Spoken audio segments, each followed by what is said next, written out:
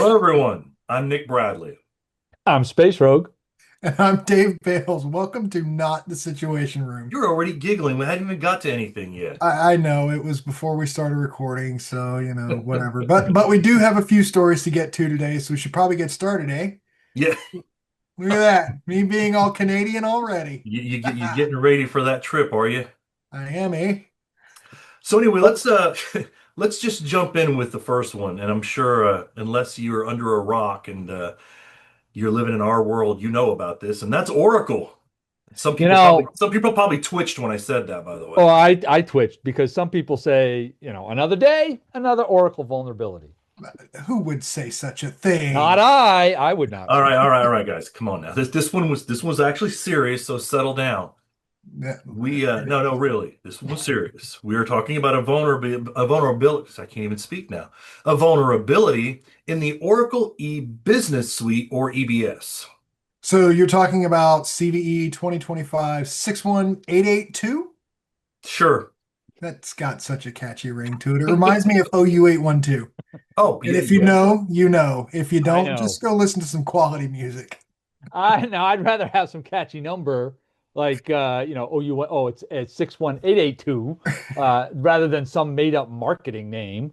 But whatever you call it, this thing is really, really gorgeous. I mean, it only has one sexy number, but for a name, but at least it has five different vulnerabilities in it that have been beautifully chained together. Yeah, it doesn't get much worse than this. I mean, we're talking about remote code execution without authorization. And then not one of those that, when you're reading it and it says must have local access. No, no, no, none of that. This is the real deal. Well, this one has been found in the wild before a patch was ever issued with active proofs of concept floating around. That's because people were helping. Yeah. They were being helpful. I mean, this exploit chain, in this case, it starts by sending a specific XML request that can be used to coerce the backend server to send arbitrary HTTP requests.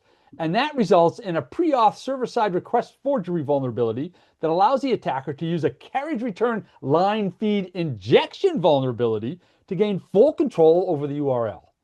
Yeah, this control is then they use that to then create a persistent HTTP connection, and by reusing that, it amplifies the attacker's leverage, making the whole exploit chain more efficient and like it's really difficult to detect. I fell You, asleep for a second you, because I I have know, no but idea it's what so you just said. awesome. you just wasted a perfectly good explanation on me. I know it was deep in the weeds, but man, it's I beautiful. couldn't stop you, man. You were cooking. I had to let it go. But that's not all, Nick. No, no, no. This is where we get into the issue with Oracle specifically, because normally an SSRF. Now look at me. I'm glad I've got the smart glasses on. The SSRF and the CLRF isn't that big of a deal, but when you expose the core to the application with an HTTP service locally bound to an internet-facing port instead of a local host. And then you got to add in the path traversal vulnerability to circumvent the authentication allow list that the attacker can just download and run their own code. I mean, seriously, this thing is an impressive piece of work. Someone really knows Oracle in and out, and they know it really well. And basically, I just hope they get the help that they need. I smell a conspiracy. Somewhere Dr. Rodney McKay or Dr. Sheldon Cooper are going, and they're actually paying attention. But anyway, Oracle does have a patch available, but that is not stopping Clop. Plop? It's one letter away from plop. It's one letter away from a lot of things. Yeah. Yeah. Anyway, yeah, Clop is the bad actor group behind this. They're using this chain of security vulnerabilities to run extortion attempts that are targeting corporate executives. While I think most of these attacks actually already are said and done, and they're now just sifting through all the data they have, unpatched targets are still out there. Well, of course they are because, patching is hard. If you look into Oracle, if you look into my Oracle, see what I did there? I see what you did there. We're probably going to be hearing about this new extortion attempts as a result of this vulnerability for weeks to come. I said And months. I mean, We always do. And this is going to be probably worse than normal, but I don't want to talk about Oracle anymore. I'm really bored with this story. It's the same story, different vulnerability. Every week it's something new. So let's shift over to some miscreants who think it's okay to attack a Oh, nursery school. A nursery school. yeah, that is a spicy one. And a beautiful story with a plot that is still better than Twilight. In Everything short, is. Everything's better than Twilight. in short, there was a cyber attack on Kido, a British nursery chain. Spoiler alert, it ended with two 17-year-old kids, themselves kids, being arrested. And they had tried to extort the company by publishing pictures of the children along with their parents' contact details. They even escalated it by making phone calls to the parents. Pictures of children. Yeah, this is sick. You guys both know that I have my hatred of people who attack hospitals. Hmm. This goes beyond hatred. This is a new low. This is a new low even for cyber criminals. I mean, what kind of trash bag are you to extort children? It Well, just it's disgusting. I hate it, and I'm so glad they got caught. oh, you betcha. And look at me being Canadian, you betcha. Oh yeah, Anyway, if we have any Canadian fans out there, we mean nothing but respect. Take off, eh? But apparently, feeling like they're trash and less than human or subhuman beings, we aren't the only ones that had that feeling because these so-called hackers caught so much flack that they eventually pulled everything and stopped their extortion attempts. I know if you read the story, it focuses on pressure from like law enforcements and agencies and whatnot that were, investigating them. But I like to think that they got a different kind of pressure. Yeah, I think they did. you mean pressure from other hackers? From Mm, real hackers? mm. I mean, like we said, these guys were barely hackers to begin with. They're script kiddies. Their dark web sites sucked. And the victims, they got lucky this time around. The chances are that was a fluke and not the norm. Still a happy ending, though. They got arrested. Love it. I still like to think they got outed. I can't prove it, but I love the thought. Well, you don't have to prove it. You have the internet. All you have to do is say it, and it's true. So they got outed. It's Maybe. it's it's interesting the difference between our first story, Oracle, and the sheer beauty of that hack, which is exactly what it was, and this script kiddie bullshit. And yeah, you can beat me, I don't care. But anyway, I enough don't think about I that. have to anymore. I want Anyway, to talk anyway.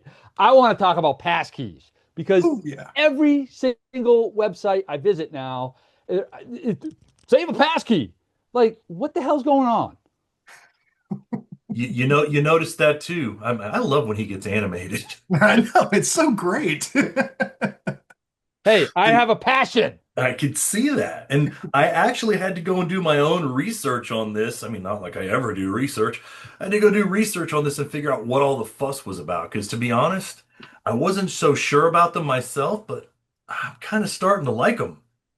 No, I mean, we could do a whole show on passkeys alone, but We for could. this one, I think we should just cover what they are and why they are so much better than passwords. And they really are. And this is a really good thing, in my opinion. Well, I mean, they only even remotely compare to passwords if you're using a password manager so that you can actually use complex and unique passwords on each account. I mean, without that, you end up with weak and reused passwords that are easily cracked one way or the other.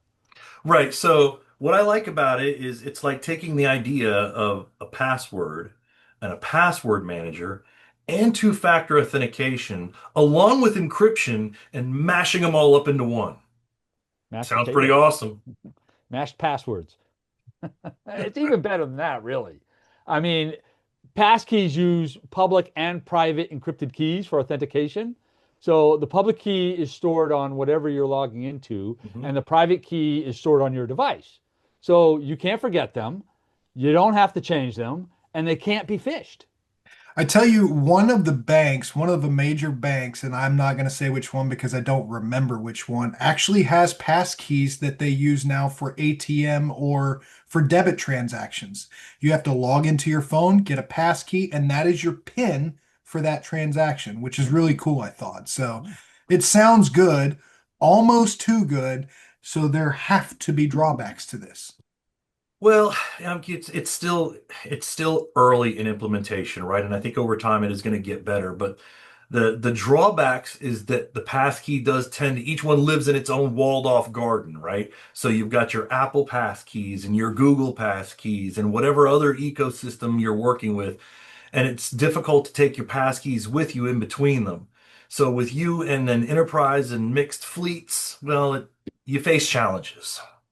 I mean, also they aren't supported everywhere yet, and they're a little difficult for like IT teams to audit properly, like they can with passwords. And some security professionals, not me, feel that moving authentication into a centralized, closed ecosystem could increase some risk. I mean, if one vendor's passkey sync or cloud service got compromised, can you imagine? I mean, think about that. That's going to be one juicy target. I'm I mean, honestly still trying to comprehend how you would do that though, because I mean, even if you compromise one side, you didn't compromise the other side. yeah, it 'Cause- doesn't sound like much of a drawback from the end user point of view. And it might just be from my lack of understanding. It's just like I said, it's still new to me too, and I'm still wrapping my head around how it works. It's like you can compromise the public key all you want. You don't have the private key, so go pound sand. I mean, at least that's how it sounds to me. I mean, you're not wrong. I mean, for the end user, I think this sounds great, and I, for one, highly recommend the heck out of people using passkeys wherever they can. Do you agree? Do you disagree? All feedback is welcome. And hey, help us get to 200 followers by doing this. Ooh, like, follow, subscribe. That's the big one. Subscribe. Subscribe. Share. Get your friends to come watch it. Hopefully, we teach something. Hopefully, we're entertaining. Tell them all about us. And We'll see you next time.